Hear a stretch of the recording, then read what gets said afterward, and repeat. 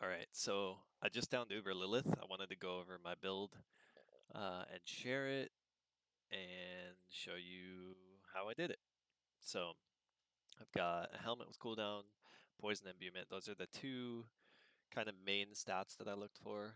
Uh, this aspect I don't think is too useful in the fight. I think I staggered her once.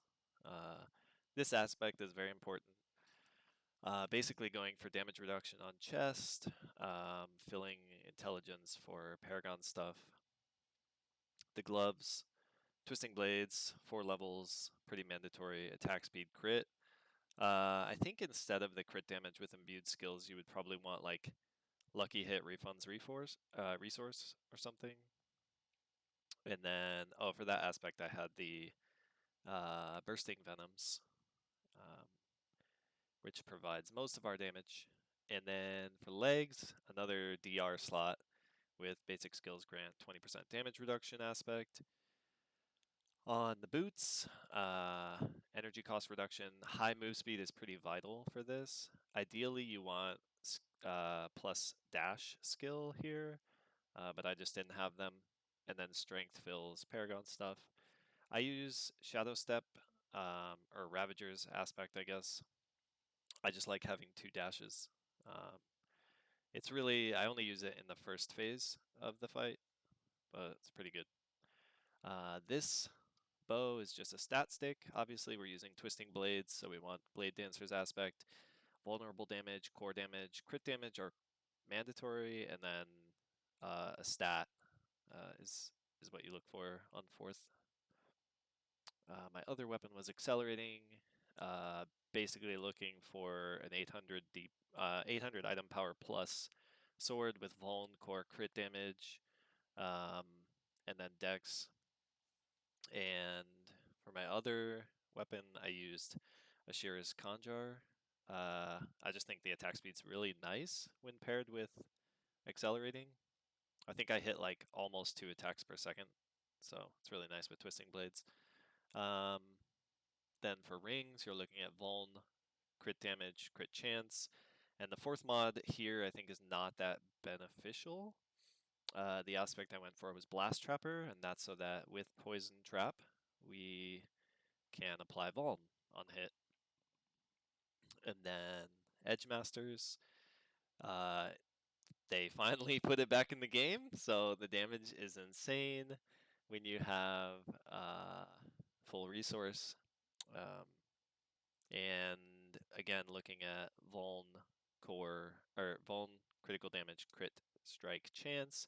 And then on this one, I went for lucky hit chance. I think it didn't seem that noticeable for me. I actually just swapped to the ring today, a couple hours ago, so I think it would be really more beneficial if you had the gloves with like hit chance refunds resource. Then we're looking at corruption necklace. That's for imbuement skill effect, and 60% is a lot. This necklace is kind of insane. +3 exploit passive, +3 all imbuement skills, energy cost reduction, and then just damage. This is just a pure damage amulet. If you wanted to go move speed, it's pretty good for this fight, so that would be another thing to look for. Take a quick look at my stats. I think the main things are like almost 40% crit chance, which goes up with certain abilities, which I'll go over when I look at the skills. Critical strike damage is above 200, 236, not bad. Vulnerable damage is 400%, which is huge. And that comes from items, a lot from items, but then also from Paragon board, which we will look at shortly. Quick look at the rest of the stats, nothing really too meaningful. 8%, what's my dodge chance? 8%. So no lucky dodges in this fight. I know some of the other rogues that finished this fight I saw had like a lucky dodge on one of the one-shot projectiles, so I was not fortunate enough to have to do that, to RNG that, but congrats to them. And then let's look at skills.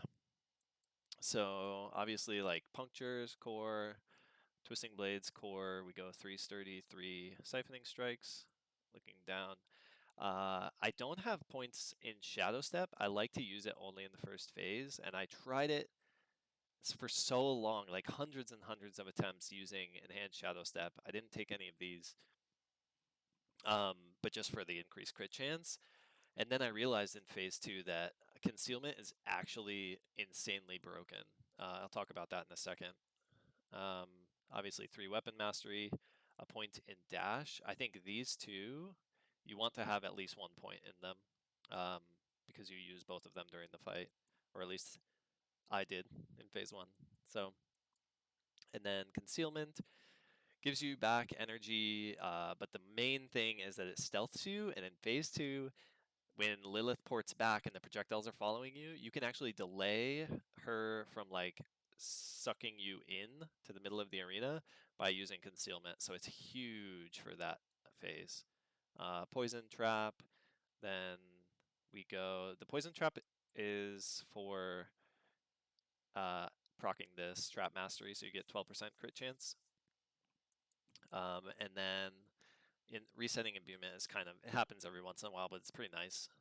And then, the amulet, exploit, 36% increased damage to healthy and injured enemies, which is pretty insane.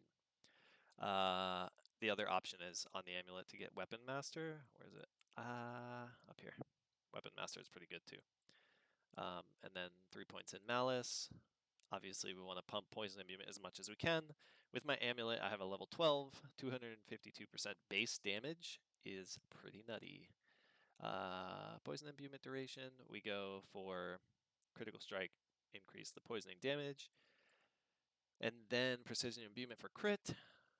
Take points here. I put 1 point here just for like killing ads. I think it's okay. Obviously on Lilith, it's only giving you 1% attack speed on single target, so it's not like you could swap this point out and put it here, I guess. And then we go obviously 3 trap mastery. We went 3 innervation, 3 alchemist fortune, and then you could also put this point here. Take this point out from alchemical advantage and put it in second wind just for higher lucky hit chance. And then we had momentum. So Paragon board stuff. I came up with this Paragon board. I'm super proud of it. I think it does insane single target damage. Pathing up here. So we're looking at the starting board. We use closer or closer. And then we path up here. We take deadly ambush. Exploit here. Vuln on hit is pretty nice. Increase Vuln damage, pretty nice. And then this board is, where is it? Cunning Stratagem. And we take Turf here.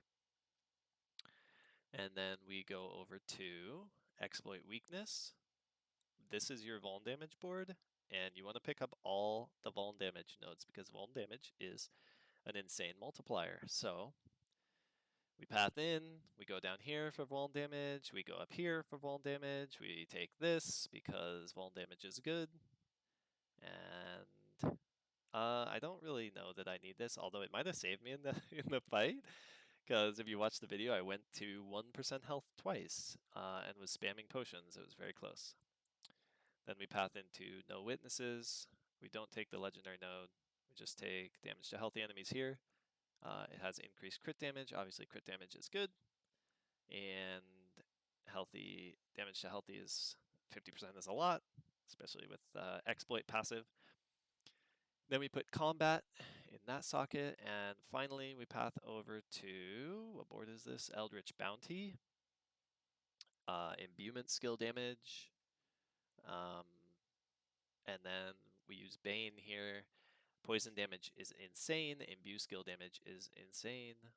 So that's how we scaled the damage. And that is, I think, everything. All right. Hope you guys enjoy. Good luck.